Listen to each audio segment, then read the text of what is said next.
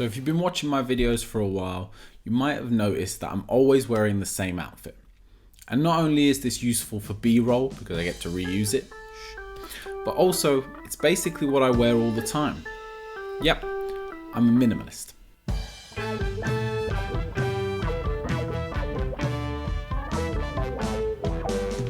Minimalism was something that I was introduced to about a year ago. I'd always been aware of it, but when I thought about it, it conjured up all these ideas of just an empty white room, one fork, one knife, and this idea of wearing just the same clothes every single day. But over the last year, as it's become more popular, I've gained more experience with it and I've started to introduce it into my own life. The main concept of minimalism is to reduce non-essential items from your life. It's often referred to as essentialism, so only keeping what's essential around you. This week, I ordered some new clothes to update my wardrobe, and I felt that this was a great time to bring up minimalism and basically show you my approach to it. And to be clear from the start, I don't advocate this for everyone. Minimalism is a lifestyle and it's not suited to everybody. Not everyone is going to get the same benefits from it that I do. But nonetheless, I thought I'd share my philosophy on it and my ideas in relation to it, and you can take from it what you will. So if you haven't already noticed, I'm always wearing a black t-shirt and blue jeans, and that's my standard outfit. So what did I order today? Well, it's some fresh new black t-shirts, a couple of fresh new white t-shirts, and a black zip-up hoodie. Now you'll notice I didn't order any jeans, but actually in making this video I realized that I've got a hole in my pair, so I'll be ordering those again soon. Now I'm not going to sit here and go through the entirety of my wardrobe, but you get the idea. I've got loads of pairs of the exact same set of underwear, I've got loads of pairs of the exact same socks. It doesn't mean that I only have, let's say, 7 pairs of things for 7 days. It means I've got plenty enough of the same thing over and over again. It's not necessarily about eliminating the amount of things, but really it's about eliminating the choice. And I'll get more into that towards the end of the video. So that brings us to the reasoning behind me dressing like the most boring man in the world. Put quite simply, I don't believe that the clothes I wear have any significant impact on the quality of my life. I've never put that much weight into what I'm wearing, in the sense of I've never been too concerned with brands or with certain patterns or certain trends or anything of the sort. I know what I like and I know what I feel comfortable in, and I've even managed to refine that down to just a couple of outfits. The idea behind it is that the time, energy and money that I would have spent picking out clothing, ordering it, choosing what to wear each day is now diverted into activities and things that I truly care about. It's simply a decision about what's truly important in your life. Like I said, for a lot of people, clothing is very significant. It makes them feel a certain way when they wear certain things, they enjoy certain brands, and I completely understand and respect that.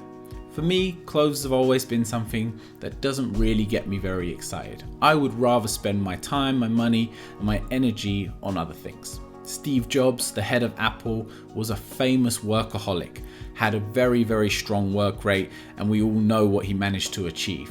And you might also have noticed, if you ever type in for pictures of him or look at videos of him, he was a minimalist in the sense that he always wore the same outfit, a black turtleneck and some blue jeans. And no, I'm not mirroring my look on him. We've seen a real boom in minimalism in the recent years, and I don't necessarily believe it's because it's a trend. I think our world is continuing to evolve into a place where there is so much abundance of choice that it becomes really difficult to not only decide on things, but to be happy with the decision that we've made.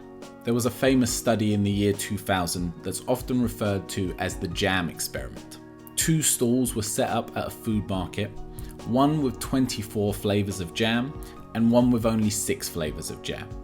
Now, there was no difference in the quality or in the marketing or anything like that. The only difference was the amount of choice provided to people. The study found that people who bought from the stall with 24 were not only less likely to buy jam, but were less satisfied with their decision when they did.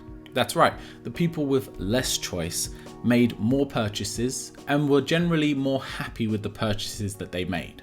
As humans, we naturally enjoy having a choice, but having too much of a choice becomes quite overwhelming and eventually becomes very dissatisfying to us. So by taking a lot of my options away in terms of what I'm going to wear each day, I end up putting my clothes on and feeling great about myself, not too concerned about if I've put together a good outfit today. And of course, beyond clothing, I try to extend this into other areas of my life. Take filmmaking as an example. So I enjoy making these amateur YouTube videos. I'm getting really into photography. But I have one single camera, and that camera has two lenses. The wide angle lens that I'm filming on right now, and a closer profile lens for when I want to get up close and personal. Now, could I go out and buy some more focal lengths? Of course I could. Do I have enough money to buy a second camera so I could film multiple angles? Sure, but I don't need to. I've got the equipment that I require to create what I want to create. Anything beyond that would be non-essential, so I don't buy it. So when it comes to making purchases, I try to ask myself very clear, distinct questions. Do I need this thing that I want to buy? What is this thing going to provide me when I buy it? Is there any way I can do what I want to do without purchasing this thing? Now, if I can answer all of those questions clearly and it becomes very apparent that it's needed, then I purchase it with no issue. I also try to use a bit of delay, which means I'll try to put something in a wish list or in a virtual basket and leave it there for at least a week. That way I can be sure that it's not an impulse buy and it is something that I believe is going to bring value to my life or to my work. Now, of course, beyond buying new things, this also needs to go for getting rid of old things.